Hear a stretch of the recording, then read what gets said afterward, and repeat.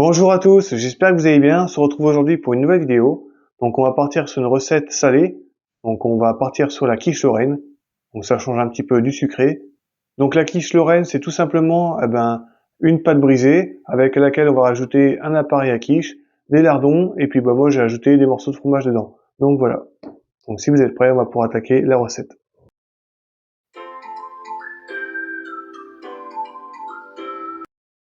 Pour la pâte brisée, nous avons besoin de 225 g de farine avec 4 g de sel, 112 g de beurre, un jaune d'œuf et 65 g d'eau. On va commencer par mettre dans le saladier le sel, la farine et le beurre. Et on va faire comme une pâte sablée, donc on va mélanger à la main les trois ingrédients ensemble. J'écrase mon beurre avec la farine et le sel. Et une fois qu'on aura obtenu le sablage, on pourra ajouter les liquides, donc c'est-à-dire le jaune d'œuf et l'eau. Alors la texture d'un sablage, c'est un peu le même qu'un crumble.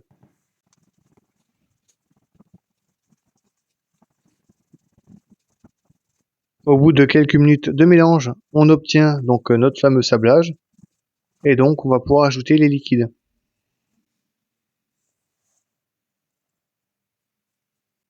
On ajoute le jaune d'œuf, également les 65 g d'eau, et on continue de mélanger avec les doigts.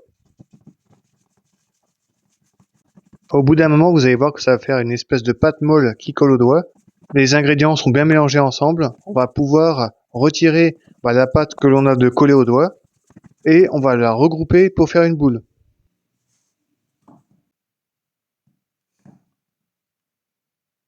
Une fois qu'on a les mains propres, on va pouvoir bouler notre pâte. Donc je lui donne une forme de boule et ensuite on va la couvrir et la mettre au réfrigérateur pendant minimum 1 heure.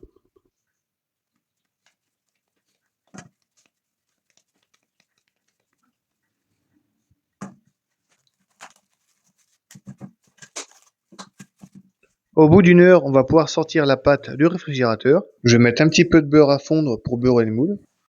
Ensuite, je verse mon beurre dans mon moule à manquer de 26 cm et je vais en badigeonner partout avec mon pinceau.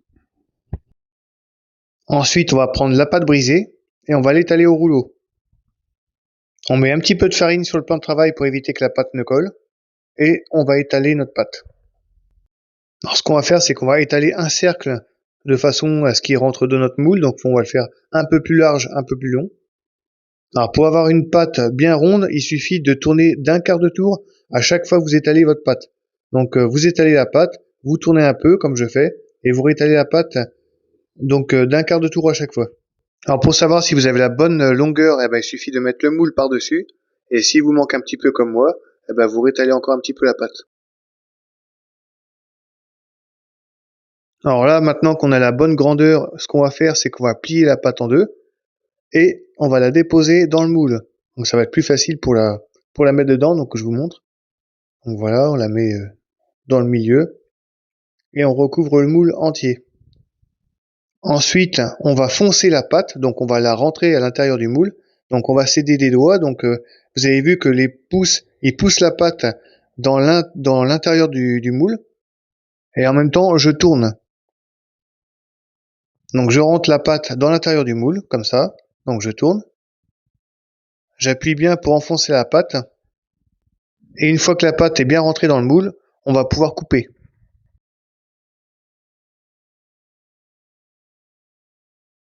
Alors pour éviter de rayer le moule, vous pouvez utiliser un couteau à beurre. Moi j'en avais pas, donc j'ai utilisé une mini spatule coudée. Donc on peut pas dire que c'était le meilleur outil pour faire ça, mais bon, au moins j'ai pas abîmé mon moule. Mais ouais, c'est vrai qu'un couteau sans dents, quelque chose qui va éviter de rayer la surface du moule, ce sera nettement mieux. Donc ce que je fais, c'est que je coupe ma pâte de façon à ce qu'elle fasse à peu près 3 cm de hauteur. Ensuite, on va retirer les rognures. Donc ça, on va pas en avoir besoin. Et on va pouvoir s'occuper de la garniture. Ce qu'on peut faire également, c'est égaliser la hauteur de pâte. Comme ça, on aura une pâte qui sera à la bonne hauteur partout. Je pique ma pâte avec une fourchette. Et on va pouvoir s'occuper de l'appareil à quiche.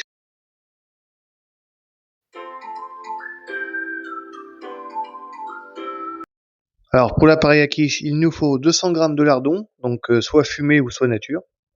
70 g de fromage râpé, donc ça peut être du comté, ça peut être de l'emmental, du gruyère, 2 g de muscade en poudre, 270 g de lait, 90 g de fromage en dés, 270 g de crème et 270 g d'œufs. On va commencer par cuire nos lardons dans notre poêle, donc on va les faire dorer. On mélange les lardons avec une cuillère. Et une fois que les lardons sont cuits, on va les mettre directement sur notre pâte. À savoir qu'il y a à peu près 3 minutes de cuisson. Alors une fois cuits, on va les mettre directement dans notre fond de tarte. Alors moi je penche un petit peu ma poêle pour éviter de prendre trop de matière grasse parce que du coup les lardons ont rendu du gras. Donc on met la totalité des lardons, les 200 g que l'on a cuits. Et je vais en dispatcher un petit peu partout sur mon fond de tarte.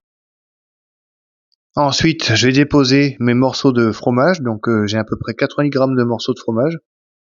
Alors bien évidemment, je suis d'accord avec vous, dans la Lorraine, il n'y a pas besoin de rajouter des morceaux de fromage, mais moi j'avais envie d'en mettre parce que j'aime ça, donc voilà, je me suis fait plaisir. Si jamais vous voulez pas mettre de fromage, vous pouvez rajouter une centaine de grammes de lardons en plus. Donc là j'en ai mis un petit peu partout, on va pouvoir s'occuper de l'appareil à quiche. Donc je vais commencer par mélanger ensemble la crème et les œufs. Donc je vous rappelle que vous avez 270 g de crème et 270 g d'œufs. Donc ça représente à peu près 5 œufs entiers. Donc on va bien fouetter pour bien mélanger les ingrédients ensemble. Et à la fin, on rajoutera le lait. Ensuite, j'ajoute mes 270 g de lait. Et on mélange toujours avec le fouet. Une fois que l'on aura bien mélangé les ingrédients ensemble, on pourra ajouter les assaisonnements. Ensuite, on ajoute la muscade en poudre. On peut également ajouter du poivre et un petit peu de sel. Donc ça, je l'ai pas mentionné, mais vous pouvez rajouter à peu près 2-3 g de sel. Pas trop non plus, parce que si vous avez des lardons fumés, les lardons fumés, c'est déjà un petit peu salé. Donc à faire attention, quoi. Pas trop mettre de sel. Donc on mélange les assaisonnements avec l'appareil à quiche. Et il est prêt. On va pouvoir le verser dans le moule. On verse la totalité de l'appareil à quiche dans notre moule. Et pour terminer, je vais mettre le fromage râpé par-dessus. Donc moi, il me semble que j'avais mis de l'emmental. Donc j'en mets un petit peu partout.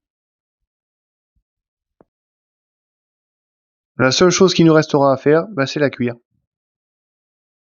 Donc ça part au four à 180 degrés pendant 45 minutes.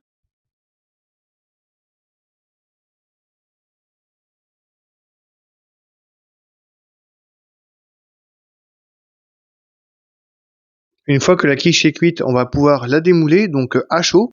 Donc moi, je l'ai laissé quand même refroidir un petit peu. Je vais pouvoir la manier quand même avec les mains. Je mets un cercle pour pouvoir retourner la quiche. Donc on la retourne d'un trait, comme ça, voilà. Et voilà. Donc là, notre quiche, elle est prête. Je la dispose sur une assiette et il ne reste plus qu'à la déguster. Si vous êtes végétarien et que vous voulez pas mettre de lardons, vous pouvez très bien utiliser, je sais pas, moi, par exemple des brocolis, des tomates, peu importe, tout ce que vous voulez. N'hésitez pas à vous abonner à la chaîne si elle vous a plu, à mettre des commentaires également. Et je vous dis à la prochaine pour une nouvelle recette. Salut!